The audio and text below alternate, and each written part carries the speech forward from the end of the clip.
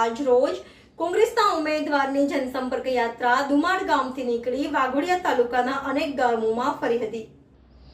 આજ રોજ કોંગ્રેસના ઉમેદવારોની જનસંપર્ક યાત્રા દુમાડ ગામેથી નીકળી વાઘોડિયા તાલુકાના વિવિધ ગામોમાં ફરી હતી। સમગ્ર રાજ્યમાં ચૂંટણી પ્રચાર અંતિમ ચરણમાં છે, ત્યારે વડોદરાની વાઘોડિયા બેઠક અને લોકસભાના ઉમેદવારો જનસંપર્ક યાત્રા યોજી હતી।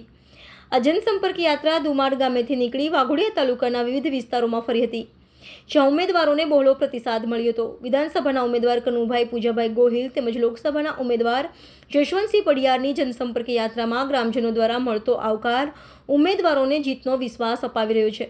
ત્યારે ભારતીય જનતા પાર્ટી દ્વારા વાઘોડિયા વિધાનસભા ઉપર કોંગ્રેસના ઉમેદવારોના બેનર ફાડવા અંગે રોષ વ્યક્ત કર્યો હતો। Reporter Rahul Rajput, YNN news, Vadodara.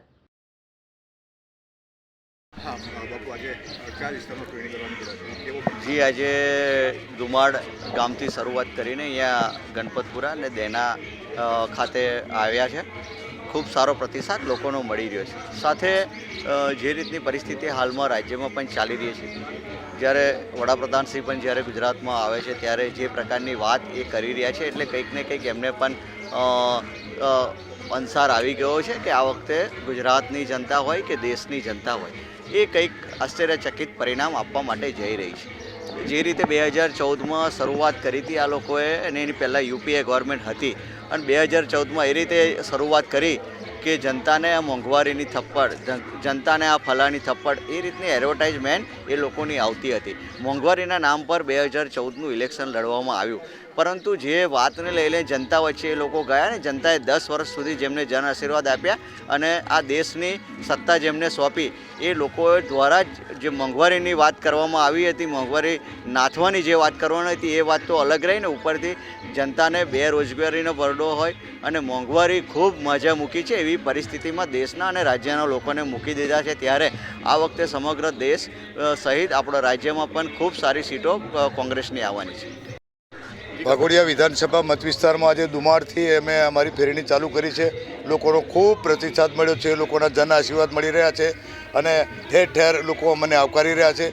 લોકો ઉમળકાભેર અમારી સાથે જોડાયેલા છે અને જંગી બહુમતીથી અમે જિલ્લા લોકસભાના ઉમેદવાર અને વિધાનસભાના ઉમેદવારને જંગી બહુમતી પબ્લિક જીતાડશે, લોકો જીતાડશે, મતદારોનો સારો આવકાર છે એવી અમને આશા છે। એવું કંઈ ભાજપના ઉમેદવાર દ્વારા આપના બોર્ડ તોડવામાં આવી રહ્યા છે, શું કહેશો? હું મીડિયાના માધ્યમથી કહેવા માગું છું કે ભાજપના કાર્યકરોને નમ્ર અપીલ કરું છું કે બોર્ડો તોડવાથી અને તોરણો તોડવાથી કોઈ ફરક પડતો નહીં। બોર્ડથી લોકો વોટ નહીં હારતા, લોકો પબ્લિક મતદારો પ્રેમથી વોટ હાલે છે। હવે મહેરબાની કરીને તમે તમારા કાર્યકરોને થોડી સલાહ હાલો, થોડી શિખામણ હાલો કે આ બોર્ડ તોડવાથી કોઈ વાંધો નહીં આવવાનો, અને બોર્ડ તોડવાથી ઉડતી પબ્લિક નારાજ થશે અને ઉડતા તમારા વોટ કપાશે। અમારે કોઈનું બોર્ડ તોડવું નહીં। અમે લોકશાહી ઢબે ગાંધી માર્ગે અમે ચાલી રહ્યા છે, અમે લોકોને હાથ જોડીને મત માગી રહ્યા છે, પણ તમે પણ અમારું અનુસરણ કરી અને તમે પણ પબ્લિક પાસે જાઓ। અંતે લોક ચુકાદો તો મતદારોએ હાલવાનો છે। આવી રીતે ચૂંટણીઓ ના લડાય, થોડું સલાહ અને સૂચન કોકની સોંપડી લો, એવું મારી નમ્ર અપીલ છે। Subscribe now and press the bell icon. Never miss an update.